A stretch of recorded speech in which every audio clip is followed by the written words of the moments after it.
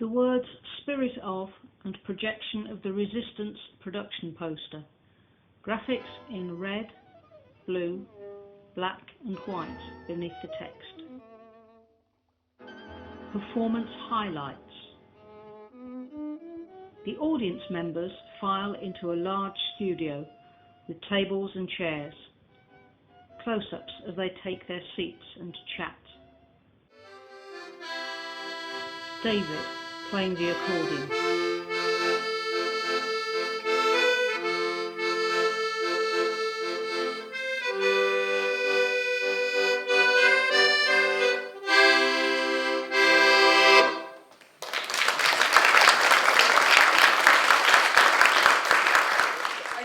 Extant Artistic Director, Maria Oshodi. Both older and younger generations to identify that spirit of survival that visually impaired people had experienced in the past and were also experiencing today.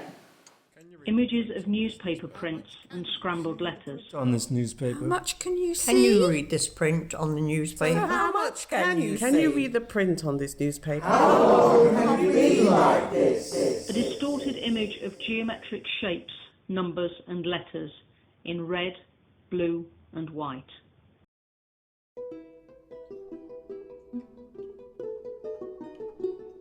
Lala's story. Colour photographs of uneven pavements, treacherous tarmac, deep potholes with puddles. I have been trying to asking council, please, can they straighten the pavings? Because I had so many falls. It's not only that I can't see where I'm walking, which we all know what it is like, but I lose the balance. I had no idea what to expect, but what I got was amazing. It was just, I really don't know how to explain it. It was just amazing. I was very surprised that I got before. Sally called me and invited me along. I'd met Sally before, but I was dubious about the whole thing because I don't mix enough with other blind and partially sighted people. I'm still trying to live a sighted life. So it's not working. I know it's not really going to work, like, you know what I mean? So now I can spread myself out a bit, do you know what I'm saying? Like, contact, make connections, meet like-minded people, so to speak. Camera pans across the audience. Senior participant. It is you.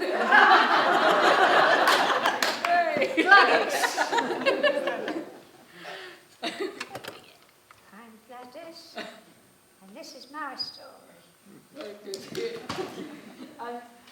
Gladys was filmed at Time and Talents, sitting in front of the tiled fireplace. I'm Gladys Williams. I was 21 when the war first started, and I was at Dymchurch on holiday in a bungalow. I got married in 1942. My husband had a few days leave. He was in the army.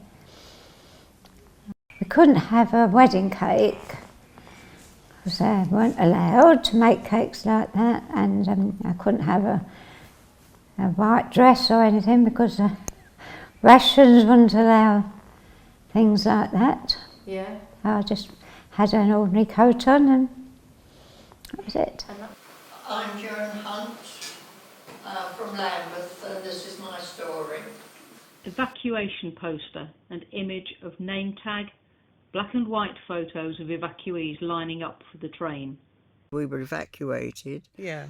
And I used to go to a school opposite King's College Hospital called Caldecott Road School. And we were all assembled there in the morning in crocodile file and marched across to Dog Kennel Hill Station. We're on number 12 platform, the train's in, and the children are just arriving, coming along in their school groups with a banner in front saying what school they are. The tiny tots in front, leading up to the bigger ones, the 12, 13-year-olds behind. And here comes a high school, more like 14, 15 and 16. They're being evacuated too. we got on a train, but you had no idea where you were going. Beverly Douglas. Share the lives of visually impaired people and to just share difference, so that people know that we are just normal members of society and that we can contribute our skills and talents. And also it was a great sharing event. It was fun as well, and I think that people, all walks of life would enjoy seeing it. I don't think it's just for the disabled community. I think it's for everybody. So I think it's important to share what people experience in life. Black screen, then David standing up from his chair. The severe winter of 1947 gave way to the spring of 1948. Europe was still a huge transit camp. My mother and I had to return to England. At a station in Germany, a young man offered to carry our luggage. I was 3.5 years old. He only had one leg and one arm. The others had no legs at all. So how could they help us?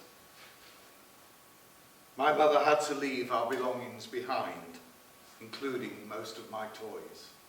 David sits back down. Close up. Are you sitting comfortably?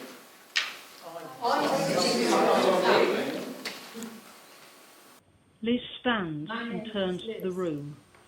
And this is my story.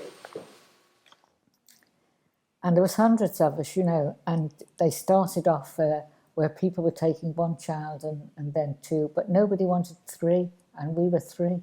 There was, I was the oldest, I was 10, and then was my sister Teresa was 8, and my little sister was 6. And of course I got told before I left home, you must not split up, you have to keep hold of both your sisters, you know, you've all got to stay together.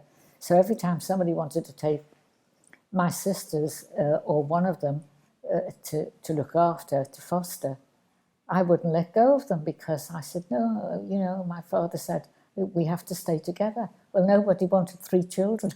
I can understand now, I couldn't at the time, because this hall was full of people. And eventually, after hours, it was practically empty, and we were the only kids that were still there because nobody wanted 3 children. Everybody wanted my little sister, 6-year-old. And some people wanted Teresa and Kathleen, but nobody wanted 3 of us, you see. Interview with David. Needs to go out to the wider public that are not visually impaired. I think we learn from one another, because there's a lot of things that we learn that you won't find on a website or in a newspaper or on a television. A close-up of Ian Gentle in the audience, listening. One of our youngest participants, Felicia, and it's her account of the protest against the changes to the disability living allowance. There was a time when they were cutting the disabled allowance and DLA and everything. Projected images, placards, marching, disabled people protesting on the streets. All went out on London Bridge Road and all was shouting out, and everyone just went out there bus by bus, not block traffic, no one couldn't drive.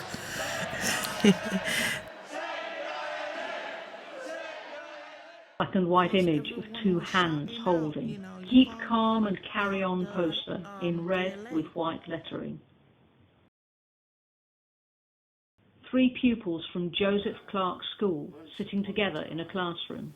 A 10-year-old girl called Jan, and Jan was fearful of she was going to get gobbled up and her land was going to be conquered in a village.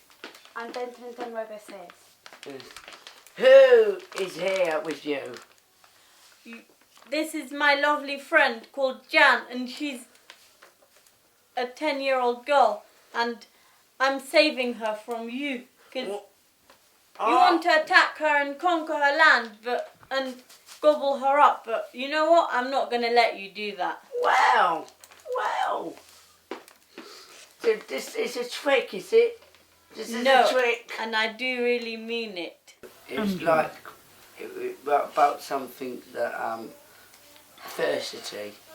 Yeah. You conquer something against all odds. Brilliant. Okay, so who did that in your story? Janet. Yeah? Jan. Jan beating the giant. Yeah. So who do you think in Jacques Lucerin's story, who was the giant? The Germans. Yeah. Because the Germans are in control of most of France. That's right. And of course, and then of course when he came back, France won back Germany. Yeah. France managed to retake the control of their country and put the Germans back. Yeah.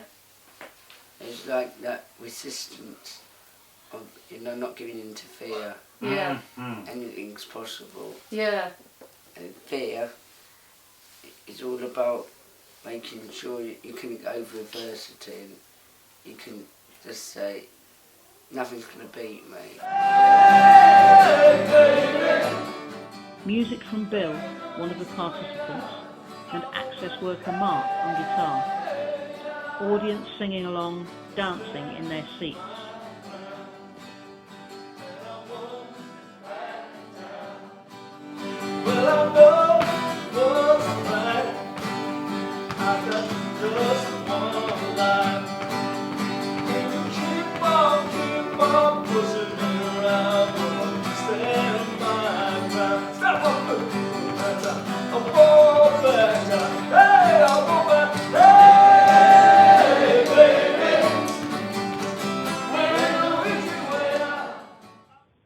Extant and supporters logos.